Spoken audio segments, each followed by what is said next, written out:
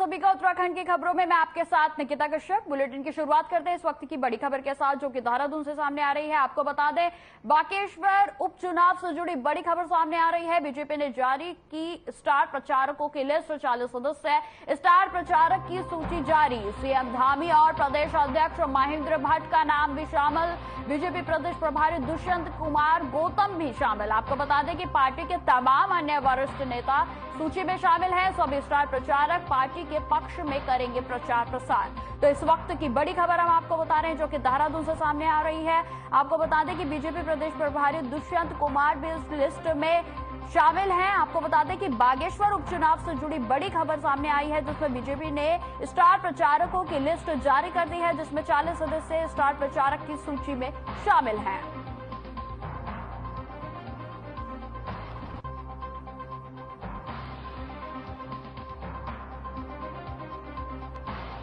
इस वक्त की बड़ी खबर हम आपको बता रहे हैं, 40 सदस्यीय स्टार प्रचारकों की सूची में जारी है। आपको बता दें कि सीएम धामी और प्रदेश अध्यक्ष महेंद्र भट्ट का नाम भी इस सूची में जारी कर दिया गया है।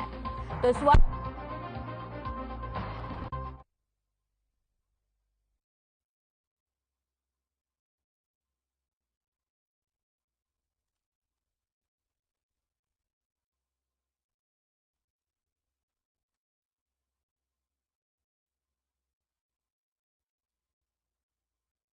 बता रहे हैं कि बीजेपी ने स्टार प्रचारकों की लिस्ट जारी कर दी है, जिसमें 40 स्टार प्रचारक जो है वो शामिल है। वहीं आपको बता दें कि सीएम पुष्कर सिंह धामी का भी इस लिस्ट में नाम शामिल है। खबरों में आगे बढ़ते हैं। सिख समुदाय के द्वारा आनंद कारज में रजिस्ट्रेशन की व्यवस्था लागू किए जाने के लिए कार्यक्रम का आयोजन किया गया, जिसमें मुख्यमंत्री पुष्कर सिंह धामी ने भी शिरकत की। वहीं आपको बता दें कि कार्यक्रम के दौरान सिख समुदाय के शादी समारोह में रजिस्ट्रेशन लागू किए जाने की सीएम का धन्यवाद करते हुए इन्हें सम्मानित भी किया गया। कार्यक्रम के दौरान मुख्यमंत्री पुष्कर सिंह धामी ने कहा कि आनंद कारज मैरिज एक्ट व्यवस्था लागू करने से कई फायदे होंगे और महिलाएं बच्चों को अपने हक मिलेंगे। सभी लोग संगठित होंगे, एक जैसी व्यवस्था होगी तो आपसी सौहार्द भी बना रहेगा और भेदभाव के समाज में एकजुट होकर कार्य करेंगे।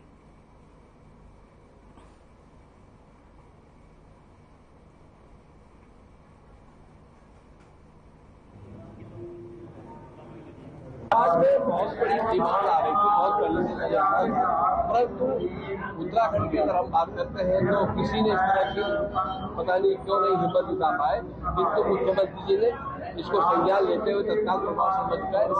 इससे सिख समाज एक संगठित होगा और मोदी जी के प्रति और मुख्यमंत्री जी के प्रति उनके भाव जागे हैं। उनका धन्यवाद।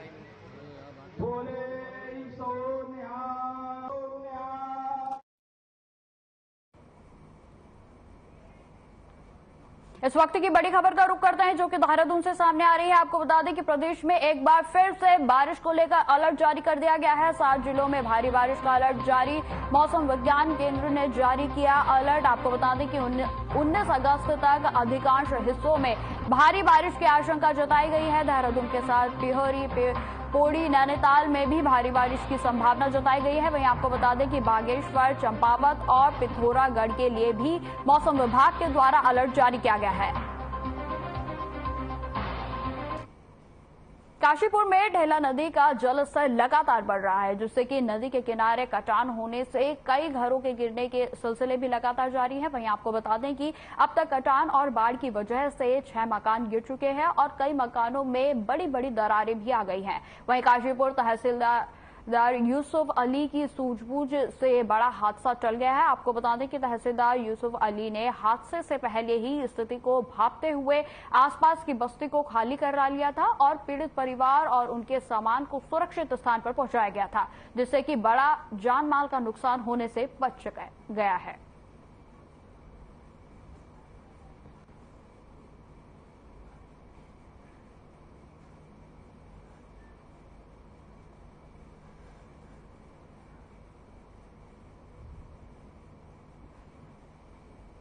उत्तराखंड में पहाड़ से लेकर मैदान तक बारिश ने अपनी तबाही मचाई हुई है। आपको बता दें कि उधम सिंह नगर के काशीपुर मधुबन नगर मोहल्ला में ऐसी खौफनाक तस्वीरें सामने आई हैं जो कि हर किसी को विचलित कर सकती हैं। आपको बता दें कि रोंगटे खड़े कर देने वाली इन तस्वीरों में साफ तौर पर देख सकते हैं कि 2 मंजिलों का मकान जो है वो ढेला नदी में ठह गया है। आपको बता दें कि ताश के पत्तों की तरह बिखर गया है मकान। वहीं आधी रात के समय एक मकान की ढेला नदी के सामने वाली वीडियो कैमरे में कैद हो गई, जो अब जमकर वायरल हो रही है। वायरल वीडियो की सच्चाई जाने अब जब हम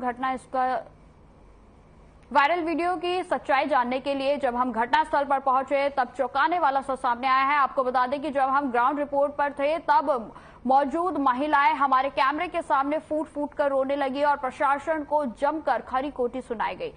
तो आपको दिखा रहे हैं ये तस्वीरें, हम बेहद ही विचलित करने वाली तस्वीरें हैं जिसमें एक मकान जो है वो ढेला नदी में बहता हुआ दिखाई दे रहा है। 2-4 दिन से काफी बरसात हो रही है, 5 बरसात हुई है, तो देखा होगा आपने जो है यहाँ पे बाढ़ की स्थिति बनी हुई, तो पानी काफी आया था, जिसमें जो है 3 घर जमींदोज हो गए हैंगे और कुछ में जो है दरारें भी आ गई हैं। तो हमारा सर्वप्रथम देखिए जनहानि, सबसे प्रथम हमारा काम होता है जनहानि कोई ना हो पाए, और अभी तक हम जो है 24 घंटे यहाँ पर नजर बनाए रखे हैं। उप जिलाधिकारी महोदय भी और हमारे प्रदेश अध्यक्ष भी आए हुए हैं, और मैं स्वयं यहाँ पे जो है देर रात से तक यहीं पर रहता हूँ। और अभी अब पत्थर का भी इंतजाम हो गया है, पत्थर की पिचिंग भी बन रही है, और एक पोकलैंड और मंगाई है, 2 जेसीबी हमारी चल रही है, तो थोड़ा पानी का डाइवर्ट हो जाएगा, तो जिससे कि मंदिर है या और जो मकान है जो क्रैक हो चुके हैं उनको जो है बचाया जा सकता है। जिस तरह से कि लोगों का आरोप है कि इन्हें खाना समय पर नहीं मिल पा रहा है, जो बेकार होगा, उनके लिए जो है हमने अभी जो यहाँ पे रैन बसेरा है उसमें व्यवस्था कर दी है, और जो भी खान पीन का वो किया जाएगा। देखिए, मकान गिरना दुर्भाग्य की बात है। मकान उनके नहीं गिरे, मकान मेरे गिरे हैं, अपने परिवार के मकान गिरे हैं, और जिसका मकान गिरता है जो दर्द है वो वही उसको समझ सकता है। लेकिन इसके साथ साथ शासन प्रशासन की जो मदद जिस तरीके से हो सकती है उसको कराने का पूरा प्रयास किया जाएगा। मैंने एसडीएम साहब को बताया, डीएम साहब को बताया, तहसीलदार साहब यहाँ उपस्थित है, सिंचाई विभाग के जेई यहाँ है, अभी एक सिंचाई विभाग के एक्टर साहब से मेरी बात हुई है। एक पोकलैंड यहाँ अभी थोड़ी देर में 1-2 घंटे में अभी बात हुई है, तो कुंडेश्वरी से आएगी, कुंडेश्वरी से आगे से आना है उसको, तो 1.5-2 घंटे उसको पहुंचने में लगेंगे। तो एक पोकलैंड आएगी, और बाकी मैंने कहा है कि 5 ट्रक पत्थर यहाँ रोज मंगाइए, और लेबर जो है हमारी कम है, लेबर से रात दिन काम कराना पड़ेगा, दिन में काम नहीं होगा। इसलिए मैंने जय साहब को भी कहा है, और नहीं होगा काम तो हम रात को भी आएंगे देखने के लिए काम हो रहा नहीं हो रहा। काम ये करना पड़ेगा, और प्रशासन और शासन सरकार संवेदनशील है, उनके घर नहीं टूटे, हमारी सरकार के और हमारे घर टूटे। इसलिए क्या मुआवजा सरकार की मुआवजे से जो उचित मुआवजे का प्रावधान होगा वो दिया जाएगा। वो तहसीलदार साहब बता सकते हैं कि क्या मुआवजे का प्रावधान है, मुझे नहीं पता है उसके बारे में, लेकिन उसके बावजूद भी जो आर्थिक सहायता की बात होगी उसके लिए भी हम माननीय मुख्यमंत्री से निवेदन करेंगे। इस वक्त की एक और बड़ी खबर का रुख करते हैं जो कि देहरादून से ही सामने आ रही है। आपको बता दें कि ओपीएस आंदोलन के बैनर तले कर्मचारी करेंगे आंदोलन। सांसद आवासों पर घंटी बजाओ अभियान में होगी तेजी। संगठन की ऑनलाइन बैठक में तैयारियों को दिया अंतिम रूप। वहीं आपको बता दें कि 20 अगस्त को सांसद आवासों पर बजाई जाएगी घंटी। 1 अक्टूबर को दिल्ली में निकाली जाएगी रैली। तो इस वक्त की बड़ी खबर हम आपको बता रहे हैं जो कि देहरादून से सामने आ रही है। ओपीएस आंदोलन को लेकर बड़ी जानकारी जो है वो सामने आ रही है। आपको बता दें कि संगठन की ऑनलाइन बैठक की तैयारियों ने अंतिम रूप ले लिया है। 20 अगस्त को सांसद आवासों पर बजाई जाएगी घंटी। 1 अक्टूबर को निकाली जाएगी दिल्ली से रैली। तो इस वक्त की बड़ी खबर हम आपको बता रहे हैं जो कि देहरादून से सामने आ रही है, और ओपीएस को लेकर आंदोलन से जुड़ी बड़ी खबर जो है इस वक्त हम आपको बता रहे हैं।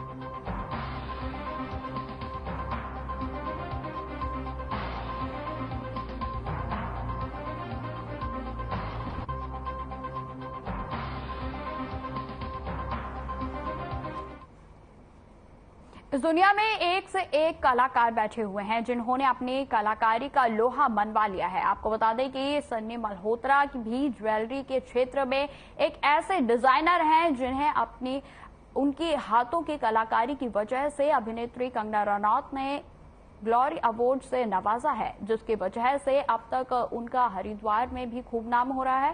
वहीं आपको बता दें कि सनी मल्होत्रा ने किसी भी डिजाइनिंग नहीं सीखी है कहीं से भी, और वो ज्वेलरी की प्राकृतिक डिजाइनिंग करते हैं और ऐसे शानदार डिजाइनिंग जिसे देखकर हर कोई मंत्रमुग्ध हो जाता है। इसके लिए उन्हें कई अवार्ड्स भी मिल चुके हैं। सुनिए इस मौके पर उन्होंने क्या कुछ कहा।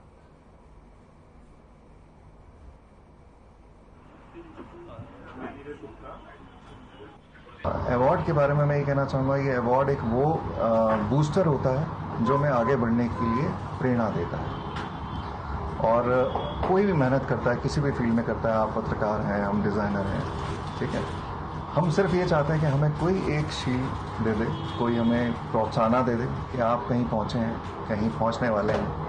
और ये वही एक स्टेप होता है कि वन बाय वन हम स्टेप बाय स्टेप आगे बढ़ना चाहते हैं। तो ये वो स्टेप है अवार्ड के रूप में जो हम लोग लेना चाहते हैं, जिससे कि हमें एक मन की तसल्ली मिले, एक शांति मिले कि ओके डन, मैंने मेहनत करी, मुझे कुछ मिला।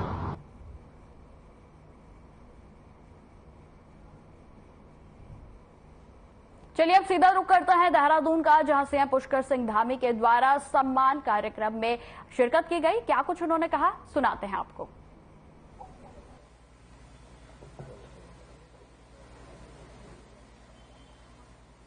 वाहेगुरु जी का खालसा, वाहेगुरु जी की फतेह। बोले सोनिहाल, बोले सोनिहाल।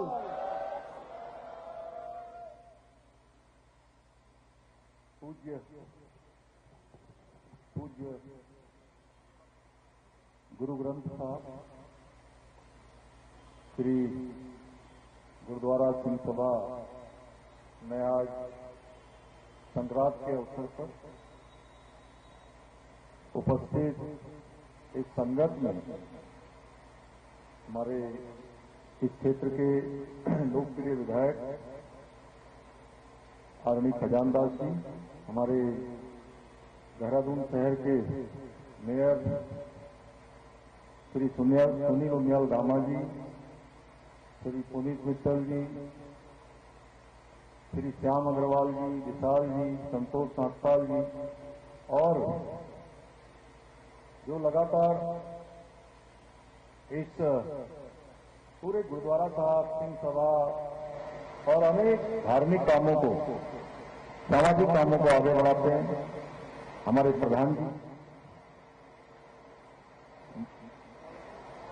राजन जी और उनके महासचिव पूरी गुलजार सिंह जी और सभी अन्य जो हमारे गुरुद्वारा साहब हैं, वहां से आए हुए सभी हमारे प्रधान, हमारे आए हुए सभी संगत, माताएं, बहनें, और मैं देख रहा हूं विद्यालय के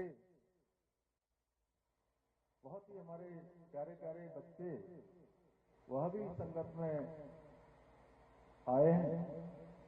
मैं सबसे पहले तो आज संक्रांत के अवसर पर महीने का शुरू होने वाला ये दिन आप सभी को अपनी ओर से बहुत मैं बधाई देता हूं, बहुत शुभकामनाएं देता हूं कि इस शुभ अवसर पर मैं भी अपना सौभाग्य मानता हूं कि अभी वहां से ग्रंथी जी बता रहे थे कि अनेकों कार्य और सैकड़ों वर्षों से लगातार श्री गुरु सिंह सभा के द्वारा पूरे देहरादून में, देहरादून के आसपास के क्षेत्रों में लगातार आगे बढ़ाने का काम उनके माध्यम से होता है। और ऐसे पवित्र स्थान पर आना मैं अपना सौभाग्य मानता हूं। और मैं एक बात जरूर कहना चाहता हूं कि कई बार लोग सोचते हैं कि हम भी रोज गुरुद्वारा साहब जाएंगे, हम भी रोज अरदास करेंगे, रोज प्रार्थना करेंगे, लेकिन जब तक गुरु घर की कृपा नहीं होती है, जिसके बारे में अभी वहां से बता रहे थे, जब तक परमपिता परमेश्वर की कृपा नहीं होती है, तब तक यहां आना संभव नहीं है। इसलिए एक बात तय मानिए कि जितने भी लोग हम लोग यहां आए हैं, सब पर गुरु घर की कृपा है, गुरुदेव की कृपा है, इसीलिए हम इस पवित्र स्थान पर आए हैं। मैं भी अपने ऊपर कृपा मानता हूं कि मुझे भी आप सबके साथ आज संगत में आने का अवसर मिला, यहाँ का आशीर्वाद लेने का अवसर मिला।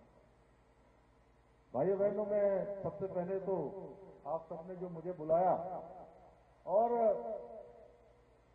यहाँ पर आपने तमाम सारी बातें कही हैं, इस सम्मान के लिए मैं आप सभी का, पूरे हमारी श्री गुरु सिंह सभा का, पूरी संगत का, आए हुए सभी महानुभावों का, माताओं बहनों का, हमारे प्यारे बच्चों का, सबका दिल की गहराइयों से धन्यवाद देना चाहता हूं। और ये सम्मान, ये मेरे लिए महज एक सम्मान नहीं है, बल्कि गुरु घर की एक महान परंपरा रही है, महान इसकी संस्कृति रही है। त्याग तपस्या का एक बड़ा इतिहास इसका रहा है, क्योंकि मैं गुरु घर की महत्ता के बारे में, गुरु घर की संस्कृति के बारे में, इसके संस्कारों के बारे में और गुरुवाणी के बारे में मुझे सौभाग्य मिला है कि बचपन से मैंने अनेकों बार मैं कहूं कि इतनी बार कि मैं गिना भी नहीं होऊंगा, मैं गिन भी नहीं सकता, सैकड़ों नहीं हजारों बार मैं गुरु घर गया हूं। और आप सबको बता दूं कि नानक बता साहिब उसी के पास में पैदा हुआ, बड़ा हुआ, इसलिए वहां जाना, मैंने प्रतिदिन अगर मैं भी जा पाता हूं रहूंगा, लेकिन मैं बचपन से हर अमावस पर, संक्रांत पर, कोई कार्यक्रम हो या कहीं से आते जाते गुरु घर जाने का सौभाग्य मिलता था। तमाम सारे सेवा के कार्य वहां होते थे, गुरुवाणी सुनने का भी अवसर मिलता था। तो इसलिए मैं जानता हूं, इसलिए आप सबके द्वारा जो भी आज मेरा शब्दों के द्वारा आप सबकी उपस्थिति में आप सब लोगों ने मेरा सम्मान किया है, मैं इस सम्मान को, इस गौरव को गुरु नानक देव जी के चरणों में अर्पित करता हूं, समर्पित करता हूं। आज इस मंच से मैं गुरु नानक देव जी के चरणों में नमन करते हुए ये प्रार्थना करता हूं कि गुरु घर आने का एक बहुत बड़ा पुण्य ये होता है कि हर व्यक्ति के अंदर एक संस्कार आ जाता है कि जैसा आप बता रहे थे अभी कोरोना महामारी में हमारे दूर दराज से आने वाले विद्यार्थियों को जो परीक्षा में भाग लेते हैं, उनके लिए यहाँ रहने का, जो बेचारे भूख से, प्यास से तड़पते हैं, उनको प्रसाद उपलब्ध कराने का, लंगर छकाने का, ये जो एक भाव है, लोगों को प्याव लगाकर पानी पिलाने का, दीन दुखियों की मदद करने का, जो पीछे छूट गए हैं उन सबको आगे लाने का, ये संस्कार कोई और नहीं देता है। ये संस्कार यहां से शुरू होता है, क्योंकि ये जो हमारा गुरु घर है, ये हमारे अंदर ये संस्कार देता है कि गुरु की कृपा से ये शरीर, ये हमारा जीवन हम दूसरों के लिए लगाएंगे तो जीवन हमारा सफल भी होगा, पुण्य भी होगा और गुरु घर की कृपा भी हमारे ऊपर होगी। मैं भी भगवान से, गुरु घर से कृपा करता हूं कि आपका आशीर्वाद मुझ पर बना रहे और प्रदेश के अंदर जो दायित्व मुझे गुरु की कृपा से मिला है, 1.25 करोड़ उत्तराखंड वासियों की सेवा लगातार मैं करता रहूं। भाइयों बहनों, आज कारज एक्ट की बात अभी आप सबके सामने हुई है।